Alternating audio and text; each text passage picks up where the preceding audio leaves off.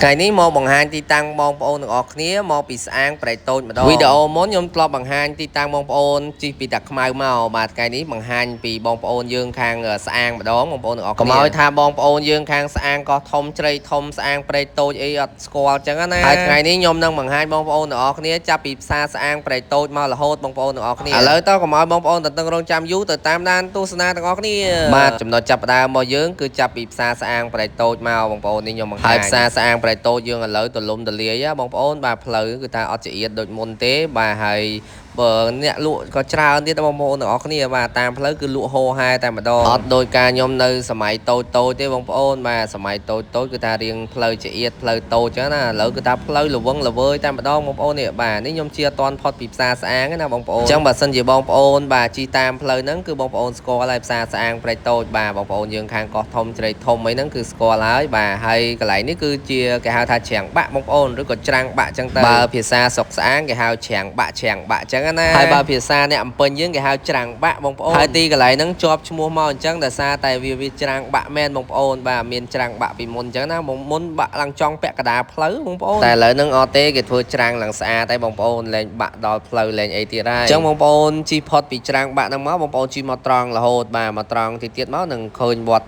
តគេហៅថាវត្តឈុងលៀបបងប្អូននោះបងប្អូននៅខាងមុខហ្នឹងគឺកពូលព្រះវិហារវត្តឈុងលៀបហើយបងប្អូនទាំងអស់គ្នាប្រកាសជាស្គាល់ហើយអ្នកស្អាតហើយយើងជិះមកត្រង់ទៀតនឹងមកដល់វត្តហ្នឹងតែម្ដងបងប្អូនវត្តឈុងលៀបឥឡូវហ្នឹងគេដាក់ស្តុបមកបងប្អូនមកដល់យើងអាចឈប់ស្តុបនឹងបន្តិចទៅបន្ទាប់មកចាំយើងឆ្លងស្តុបហ្នឹងមកជិះត្រង់មករហូតតទៀតមកនេះបងប្អូនបាទមកដល់ហើយយើងមកដល់វត្តឈុងលៀបបាទនេ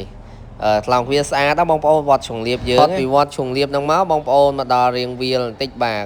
វាលនេះកន្លែងវាលនេះពីមុនអត់សូវមានផ្ទះទេបងប្អូនឥឡូវរៀងមានច្រើនដែរបាទគ្រាន់ថានៅកន្លែងខ្លះវាលអញ្ចឹងណាប្លុកនេះគេហៅតួកសាំងបងប្អូនបាទប្លុកតួកសាំងឥឡូវអ៊ូអបងប្អូនអើយតែប្រជាជនអីរស់នៅច្រើនកកកបាទមានបរិយនេះបងប្អូនទាំងអស់គ្នាបាទបរិយខាងស្ដាំដៃហ្នឹងគឺបរិយសិរីមង្គលបងប្អូនជិះមកត្រង់តទៀតបងប្អូនកន្លែងហាងលីហួរ Oyster អត់មានប្របាករោទេបងប្អូនអើយជិះលើផ្លូវហ្នឹងត្រង់រហូតតែម្ដងបងប្អូនជិះមកដល់ត្រង់មកនឹងមានឃើញស្ពានមួយបាទហ្នឹងគេហៅថាស្ពានអាកាសតួកសាំងហើយបងប្អូនទាំងអស់គ្នានេះបាទខ្ញុំដាក់អក្សរឲ្យបងប្អូនមើលកាលបងប្អូនអត់ស្គាល់អីចឹងណានិយាយទៅបាទអ្នកស្អាងកោះធំជ្រៃធំអត់ស្គាល់ស្ពានតួកសាំងទេមិនដឹងនិយាយថាម៉េចទេតែប៉ិតស្ពានអាកាសតួកសាំងបងប្អូនទៅធ្វើឲ្យដែរទេបន្ទាប់ពីឆ្លងស្ពានតួកសាំងហ្នឹងមកបងប្អូនជិះមកត្រង់មកបាទដល់ផ្លូវមួយទៀតគេហៅថាច្រក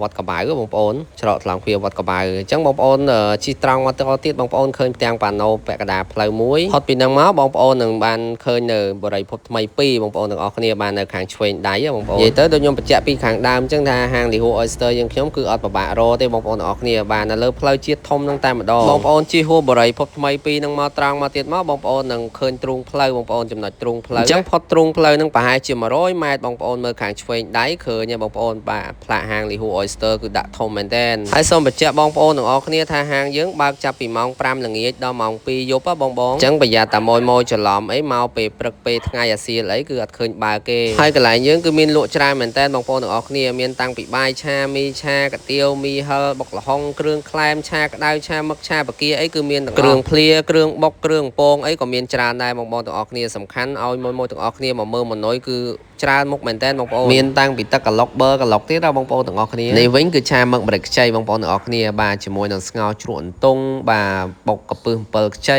ជ្រក់ជើងមាន់អត់ឆ្អឹងពោតលីងពងទាប្រៃបងប្អូនទាំងអស់គ្នាក៏មានដែរបាទអាចកំងញ៉ាំបាននេះវិញប្រហិតគោបាទប្រហិតគោជៀនជាមួយនឹងខ្យងប៉ារ៉ាលីងអំបិលម្ទេសជើងមាន់បាទបំពងខ្ទឹមសងាវស្រស់បកាភ្លាមរះហើយក៏ហមបំពងទឹកត្រី7ទុំបងប្អូនមួយមុខនេះក៏តំណងដែរបងប្អូនបាទជាមួយនឹងបាយឆាយ៉ាងជៅអញ្ចឹងណាបងប្អូនបាទសាច់គោពនងសនិយាយទៅបងប្អូនមកកន្លែងខ្ញុំគឺថាមិនបាច់ភ័យថាអត់មានម្ហូបច្រើនទេកន្លែងខ្ញុំគឺសិតតែម្ហូបពិសេសតែម្ដងបងប្អូនហើយនេះគ្រឿងសមុទ្រក្លុកនេះបងប្អូនទាំងអស់គ្នាមកម៉ួយកំងខ្ចប់អញ្ចឹងណាម៉ួយចាស់គឺគាត់ដឹងហើយបាទនៅកន្លែងហាងលីហួរ Oyster គឺមានមុខម្ហូបច្រើនហើយសំខាន់ហ្នឹងគឺតម្លៃសមរម្យតម្លៃគាត់ថាมันសំខាន់ទេសំខាន់គឺថារសជាតិទៀតបងប្អូនដូចស្លតុងយ៉ាំនេះមួយឆ្នាំងហ្នឹងគឺតែ15000ឯងបងប្អូនបាទតុងយ៉ាំគ្រឿងសមុទ្រម៉ួយកំងហូបជាមួយនឹងបាយសបាទនេះម៉ួយក្លែមបាទជាមួយនឹងប្រួយត្រីបំពងបាទលីហូឆា7ទុំអញ្ចឹងទៅវីដេអូនេះមានតែប៉ុណ្្នឹងឯងបងប្អូនទាំងអស់គ្នាបាទអរគុណច្រើនសម្រាប់ការតាមដានទស្សនារហូតដល់ចប់